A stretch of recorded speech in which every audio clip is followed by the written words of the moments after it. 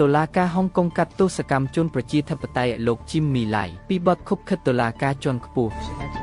ហុងកុងបានកាត់ទោសកម្មជនគាំទ្រលទ្ធប្រជាធិបតេយ្យនិងជាស្ថាបនិកកាសែតលោកជីមមីឡៃលើបទចោទប្រកាន់ចំនួន3ទាក់ទងនឹងការចោទប្រកាន់ថាគាត់បានធ្វើឲ្យប៉ះពាល់ដល់សន្តិសុខជាតិរបស់ប្រទេសចិនដែលជាផ្នែកមួយនៃការកាត់ក្តីដែលត្រូវបានពិនិត្យយ៉ាងយកចិត្តទុកដាក់យ៉ាងទូលំទូលាយឥឡូវនេះលោកជីមមីឡៃប្រឈមមុខនឹងលទ្ធភាពនៃការជាប់ពន្ធនាគារអស់មួយជីវិតនៅព្រឹកថ្ងៃច័ន្ទចៅក្រមបេរុកបានរកឃើញថាលោកជីមមីឡៃអាយុ78ឆ្នាំមានទោសពីបទឃុបឃិតជាមួយកងកម្លាំងបរទេស2ករណីដើម្បីគំរាមកំហែងសន្តិសុខជាតិនិងបទឃុបឃិតគ្នាមួយករណីដើម្បីបោះពុម្ពផ្សាយសម្ភារៈញុះញង់លោកជីមមីឡៃបាននិយាយថាគាត់មិនមានទោសដោយការចោទប្រកាន់ទាំងអស់នោះទេគាត់បានជាប់ឃុំឃាំងចាប់តាំងពីខែធ្នូឆ្នាំ2020នៅពេលដែលគាត់ត្រូវបានចាប់ខ្លួនក្នុងអំឡុងពេលនៃការតវ៉ាប្រឆាំងរដ្ឋាភិបាលជាបន្តបន្ទាប់ដែលបានវាយប្រហារហុងកុងករណីនេះត្រូវបានគេមើលឃើញថាជាការសាកល្បងគោលការណ៍ប្រទេសមួយប្រព័ន្ធពីរគឺរបស់ហុងកុងដែលត្រូវបានបង្កើតឡើងបន្ទាប់ពីអតីតអាណានិគមអង់គ្លេសត្រូវបានប្រគល់ទៅឲ្យប្រទេសចិនវិញនៅឆ្នាំ1997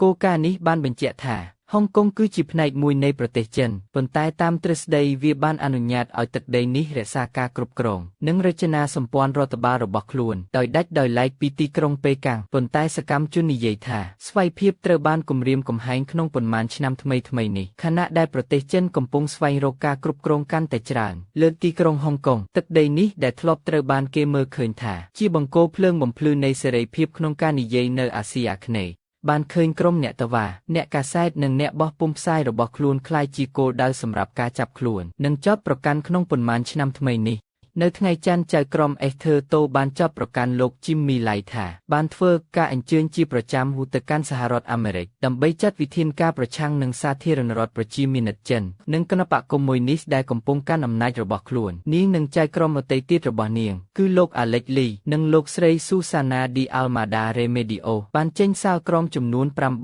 855ទំព័រនៅក្នុងសំណុំរឿងនេះដែលពិពណ៌នាអំពីលោកជីមមីឡៃថាជាមេខ្លោងនៃការឃុបឃិតព្រំទាន់លោកថោសបានប្រាប់បន្ទប់សវនាការដែលមានមនុស្សច្រើនកុះករកាលពីថ្ងៃច័ន្ទថាមិនមានការសង្ស័យទេថាចុងចោទទី1បានលាក់បាំងការអាក់អន់ចិត្តនិងការស្អប់ខ្ពើមរបស់គាត់ចំពោះសាធារណរដ្ឋប្រជាមានិតចិនអស់រយៈពេលជាច្រើនឆ្នាំនៃវ័យពេញវ័យរបស់គាត់ក្រុមសិទ្ធិមនុស្សនិងអង្គការតស៊ូមតិប្រព័ន្ធផ្សព្វផ្សាយបានរិះគន់សាលក្រមនេះយ៉ាងឆាប់រហ័សថាជាការធ្វេសប្រហែសនៃយុត្តិធម៌យើងមានការខឹងសម្បារយ៉ាងខ្លាំងដែលលោកជីមមីឡៃដែលជានិមិត្តរូបនៃសេរីភាពសារព័ត៌មានរបស់ហុងកុងត្រូវបានរកឃើញថាមានទោសពីបទចោទប្រកាន់សន្តិសុខជាតិដែលមិនបានគ្រោងទុកលោកធីបូតប្រូទីនអគ្គនាយកនៃអង្គការអ្នកយកព័ត៌មានគ្មានព្រំដែនបាននិយាយនៅក្នុងសេចក្តីថ្លែងការណ៍មួយលោកបាននិយាយថាការផ្តន្ទាទោសខុសច្បាប់នេះគ្រាន់តែបង្ហាញពីការធ្លាក់ចុះគួរឲ្យព្រួយបារម្ភនៃសេរីភាពសារព័ត៌មាននៅក្នុងទឹកដីនេះកុំយល់ច្រឡំវាមិនមែនជាបុគ្គលម្នាក់ដែលត្រូវបានកាត់ទោសនោះទេវាគឺជាសេរីភាពសារព័ត៌មានខ្លួនឯងហើយជាមួយនឹងសាលក្រមនេះដែលត្រូវបានបំផ្លាញអង្គការសេរីភាពមួយផ្សេងទៀតគឺគណៈកម្មាធិការការពារអ្នកកាសែតសហភាក៏បានថ្កោលទោសការផ្តន្ទាទោសរបស់លោកជីមមីឡៃដោយហៅវាថាជាទង្វើនៃការធ្វើទុកបុកម្នេញលោកបេលីយីនាយកអាស៊ីប៉ាស៊ីហ្វិករបស់ក្រុមនេះបាននិយាយថាសេចក្តីសម្រេចនេះបង្ហាញពីការមើលងាយទាំងស្រុងរបស់ហុងកុងចំពោះសេរីភាពសារព័ត៌មានដែលត្រូវបានគេសន្មតថាត្រូវបានការពារក្រោមរដ្ឋធម្មនុញ្ញខ្នាតតូចរបស់ទីក្រុងគឺច្បាប់មូលដ្ឋានបទឧក្រិដ្ឋតែមួយគត់របស់លោកជីមមីឡៃគឺការដំណើរការកាសែតនិងការពារលទ្ធិប្រជាធិបតេយ្យលោកជីមមីឡៃនឹងត្រូវបង្ហាញខ្លួនម្ដងទៀតនៅតុលាការនៅថ្ងៃទី12ខែមករាសម្រាប់ការស្ដាប់សវនាការមុនពេលកាត់ទោសមិនទាន់ច្បាស់នៅឡើយទេថាតើលោកនឹងស្វែងរកការប្តឹងឧទ្ធរណ៍ប្រឆាំងនឹងសាលក្រមថ្ងៃច័ន្ទឬអត់ការកាត់ក្តីប្រឆាំងនឹងលោកមានរយៈពេល155ថ្ងៃលោកជីមមីឡៃផ្ទាល់បានផ្ដល់សក្ខីកម្មរយៈពេល52ថ្ងៃដោយអះអាងថាលោកមិនបានអំពាវនាវឲ្យសហរដ្ឋអាមេរិកដាក់ទណ្ឌកម្មឬទណ្ឌកម្មសេដ្ឋកិច្ចផ្សេងទៀតលើប្រទេសចិនដោយដែលការចោទប្រកាន់នោះទេការចោទប្រកាន់ដែលលោកប្រឈមមុខគឺស្ថិតនៅក្រោមច្បាប់សន្តិសុខជាតិហុងកុងឆ្នាំ2020ដែលជាច្បាប់ដ៏ទូលំទូលាយមួយដែលត្រូវបានអនុម័តក្នុងអំឡុងពេលនៃការតវ៉ាគាំទ្រលទ្ធប្រជាធិបតេយ្យនៅឆ្នាំ2019និង2020ច្បាប់នេះបានដាក់ទណ្ឌកម្មយ៉ាងធ្ងន់ធ្ងរចំពោះសកម្មភាពដែលត្រូវបានចាត់ទុកថាជាការបំផ្លិចបំផ្លាញឬការបំបែកខ្លួនដែលធ្វើឲ្យចលនាគាំទ្រឯករាជ្យរបស់ហុងកុងក្លាយជាបទឧក្រិដ្ឋក៏ដូចជាការរិះគន់ណាមួយពីគណបក្សកុម្មុយនីសចិនក្នុងនាមជាអ្នករិះគន់ដ៏ស្មោះត្រង់ចំពោះរដ្ឋាភិបាលនៅទីក្រុងប៉េកាំងលោកជីមមីឡៃត្រូវបានចោទប្រកាន់យ៉ាងឆាប់រហ័សក្រោមច្បាប់ដែលទើប នឹងដាក់ឲ្យប្រើប្រាស់ថ្មីកាសែតរបស់លោកគឺ Apple Daily បានបោះពុម្ពផ្សាយលើកដំបូងរបស់ខ្លួនក្នុងឆ្នាំ1995ហើយវាត្រូវបានគេស្គាល់ថាជាកាសែតគាំទ្រលទ្ធប្រជាធិបតេយ្យឲ្យធំជាងគេរបស់ហុងកុងក្នុងអំឡុងពេលសវនាការរបស់លោកឡៃព្រះរាជអាជ្ញាបានបង្ហាញអត្ថបទចំនួន161ពីកាសែតជាភស្តុតាងនៅក្នុងខែសីហាឆ្នាំ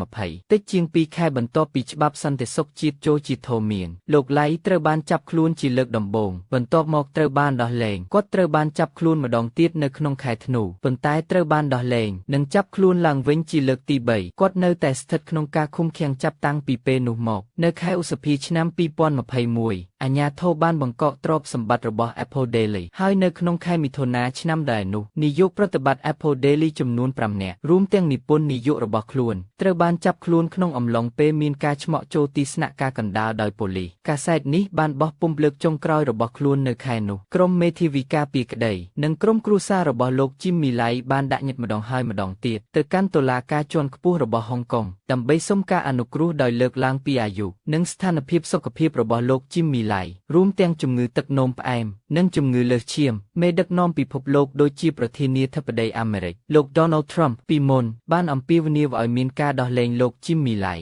នេះបើយោងតាមការចុះផ្សាយពីសារព័ត៌មាន Al Jazeera នៅថ្ងៃទី15ខែធ្នូឆ្នាំ2025នេះ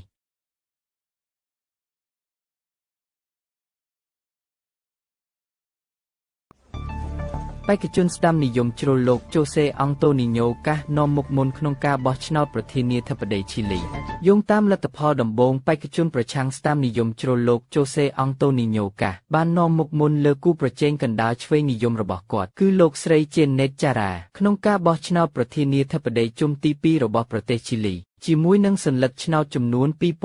2537% តែបានរាប់រួចលោកកាសទទួលបាន 5983% ទល់នឹងលោកចារ៉ាដែលមាន 4017% នេះបើយោងតាមលទ្ធផលដំបូងបានបង្ហាញនៅថ្ងៃអាទិត្យលោកកាសដែលចាត់ទុកប្រធានាធិបតីសហរដ្ឋអាមេរិកលោក Donald Trump ជាគំរូបានធ្វើឲ្យឧក្រិដ្ឋកម្មនិងការធ្វើចំណាកស្រុកដោយគ្មានឯកសារក្លាយជាចំណុចកណ្ដាលនៃយុទ្ធនាការរបស់គាត់លោកបានសន្យាថានឹងចាប់ផ្ដើមការនិរទេសដ៏ធំនិងផ្ទួយផ្ដើមរបៀបវារៈច្បាប់និងសណ្ដាប់ធ្នាប់យ៉ាងទូលំទូលាយជាផ្នែកមួយនៃវោហារសាស្ត្ររបស់លោកដើម្បីក៏ធ្វើឲ្យប្រទេសឈីលីអស្ចារ្យម្ដងទៀតលោកចារ៉ាដែលជាបេក្ខជនសម្រាប់រដ្ឋាភិបាលចម្រុះឆ្វេងនិយមបាននាំមុខលោកកាសយ៉ាងប្រកៀកប្រកិតក្នុងជុំទី1កាលពីខែមុនបុរសអាយុ51ឆ្នាំរូបនេះទទួលបានសម្លេងឆ្នោតជិត 27% ទល់នឹងលោកកាសដែលស្ថិតនៅលំដាប់ទី2ជាមួយនឹងសម្លេងឆ្នោត 24% លោកជូសេអង់តូនីញ៉ូកាសមេដឹកនាំគណបក្សសាធារណរដ្ឋអាយុ59ឆ្នាំអាចប្រមូលសម្លេងឆ្នោតរបស់គូប្រជែងដែលចាញ់ពីក្រុមស្ដាំនិយមដែលធ្វើឲ្យគាត់ក្លាយជាបេក្ខជនដែលមានប្រជាប្រិយភាពបំផុតមុនពេលចូលទៅក្នុងការបោះឆ្នោតជុំទី2នៅថ្ងៃអាទិត្យបេក្ខជនស្ដាំនិយមទទួលបានសម្លេងឆ្នោតប្រហែល 70% នៅក្នុងការបោះឆ្នោតថ្ងៃទី16ខែវិច្ឆិកាអ្នកវិភាគមានការព្រួយបារម្ភថាជ័យជំនះរបស់លោកជូសេអង់តូនីញ៉ូកាសអាចផ្លាស់ប្ដូរទិសដៅនយោបាយរបស់ប្រទេសជាលើកដំបូងចាប់តាំងពីការវិលត្រឡប់ទៅរកលទ្ធិប្រជាធិបតេយ្យឲ្យកាលពី35ឆ្នាំមុនប្រជាជនឈីលីមានមោទនភាពជាយូរមកហើយចំពោះការរក្សានយោបាយស្ដាំនិយមឲ្យនៅដាច់ដោយឡែកបន្ទាប់ពីការបញ្ចប់រដ្ឋាភិបាលយោធារបស់លោកអូគូស្តូភីណូឆេតក្នុងឆ្នាំ1970និង1980កាលពីនៅក្មេងលោកកាសគឺជាអ្នកគាំទ្រយ៉ាងខ្លាំងរបស់លោក Pinochet ការដកហូតសិទ្ធិស្ត្រីយ៉ាងណាក៏ដោយការខកចិត្តនៅតែបន្តកើតមានក្នុងចំណោមអ្នកបោះឆ្នោតដែលភាគច្រើនមានអារម្មណ៍ថាមិនត្រូវបានតំណាងដោយបេក្ខជនចុងក្រោយទាំងពីរអ្នកបោះឆ្នោតជាច្រើននិយាយថាពួកគេមិនអាចបោះឆ្នោតឲ្យលោកចារ៉ាដែលជាសមាជិកនៃគណបក្សកុម្មុយនីសគ្រីស្តអូសូដករបស់ប្រទេសឈីលីបានទេលោកស្រីចារ៉ាដែលបានបម្រើការជារដ្ឋមន្ត្រីក្រសួងកាងារក្រោមប្រធានាធិបតីបច្ចុប្បន្នកាព្រីយ៉ែបូរីបានជួយអនុម័តកំណែទម្រង់សុខុមាលភាពសំខាន់ប៉ុន្តែលោកបានតស៊ូដើម្បីផ្លាស់ប្ដូរការជែកពិភាក្សាឥឡូវនេះលោកស្រីសន្យាថានឹងគ្រប់គ្រងព្រំដែនឲ្យកាន់តែតឹងរ៉ឹងនិងពង្រឹងការអនុវត្តច្បាប់យ៉ាងណាក៏ដោយអ្នកវិភាគនិយាយថាប្រវត្តិកុម្មុយនីសរបស់លោកស្រីកំណត់ការតាក់ទាញរបស់លោកស្រី ស្រីលីអូនីដាសម៉ុងតេមកពីមជ្ឈមណ្ឌលសិក្សានយោបាយរបស់ប្រទេសនេះបាននិយាយថាប្រជាជនឈីលីវិនិច្ឆ័យបេក្ខជនភាគច្រើនលើអត្រាបដិសេធដោយបន្ថែមថានរណាម្នាក់មកពីគណបក្សកុម្មុយនីសនឹងមានការបដិសេធ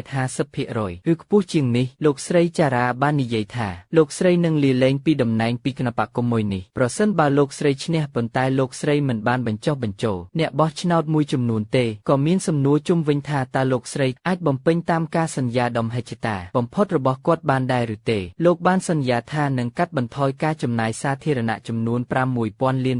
ក្នុងរយៈពេល18ខែដោយមិនប៉ះពាល់ដល់អត្ថប្រយោជន៍សង្គមនិរទេសជនអន្តោប្រវេសន៍គ្មានឯកសារជាង300,000 នាក់និងពង្រីកតួនាទីរបស់កងទ័ពក្នុងការប្រយុទ្ធប្រឆាំងនឹងឧក្រិដ្ឋកម្មដែលបានរៀបចំសំណើដែលធ្វើឲ្យមានការចងចាំដ៏ឈឺចាប់នៃការគ្រប់គ្រងយោធារបស់លោកពីណូឆេតឡើងវិញគណបក្សរបស់លោកជូសេអង់តូនីញ៉ូកាសខ្វះសម្លេងភាគច្រើននៅក្នុងសភាដែលបង្ខំឲ្យលោកចរចាជាមួយសម្ព័ន្ធមិត្តស្តាំនិយមដែលមានកម្រិតមធ្យមជាងការសម្របសម្រួលណាមួយអាចធ្វើឲ្យរបៀបវារៈរបស់គាត់ចុះខ្សោយប៉ុន្តែការខកខានមិនធ្វើសកម្មភាពយ៉ាងឆាប់រហ័សអាចធ្វើឲ្យអ្នកគាំទ្រដែលចាប់អារម្មណ៍និងវោហារសាស្ត្រដ៏រឹងមាំរបស់គាត់លោកស្រីឡូរីណាហ្វ្រេសសមាជិកសភាបានព្រមានថាអភិរក្សនិយមសង្គមរបស់លោកជូសេអង់តូនីញ៉ូកាសអាចធ្វើឲ្យសិទ្ធិស្ត្រីថយចុះគាត់កំពុងដំណើរការលើគតវិជ្ជាប្រពៃណីនៃសក្តានុភាពគ្រួសារប្រពៃណីជាក់ស្ដែងស្ត្រីនឹងស្ថិតក្នុងស្ថានភាពមិនអំណោយផលបើប្រៀបធៀបទៅនឹងបុរសនៅក្នុងទីសាធារណៈនិងជាពិសេសនៅក្នុងឆាកនយោបាយ